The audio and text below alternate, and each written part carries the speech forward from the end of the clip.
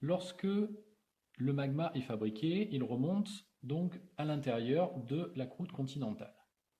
Donc je retrouve les différents éléments dont j'ai parlé à l'intérieur. Il peut y avoir plusieurs possibilités. La première possibilité, c'est que ce magma peut trouver directement une porte de sortie, remonter directement à la surface et donc arriver au niveau de l'édifice volcanique.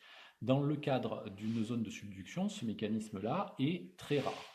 Donc, dans la majeure partie des cas, ce qui se passe, c'est que le magma va séjourner un certain temps, plusieurs jours, plusieurs années, plusieurs mois, à l'intérieur de cette chambre magmatique. Là, ce qui va se passer, c'est que donc ce magma va refroidir. Et en refroidissant, les premiers minéraux vont commencer à cristalliser. Et les premiers minéraux qui commencent à cristalliser, ce sont les olivines. Du coup, des olivines et les éléments qui composent ces olivines dans le magma vont donc cristalliser et se déposer au fond de la chambre magmatique ou sur les côtés, tout simplement parce que ce sont des solides, et donc dans un liquide, eh bien forcément, ils sont plus lourds, plus denses, ils vont donc tomber au fond.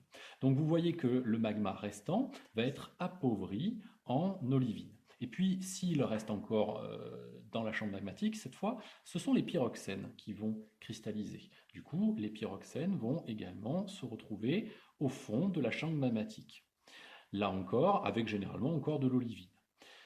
Si le temps passe encore et que le magma continue de refroidir, il peut y avoir d'ailleurs un petit peu de feldspath plagioclase aussi qui cristallise.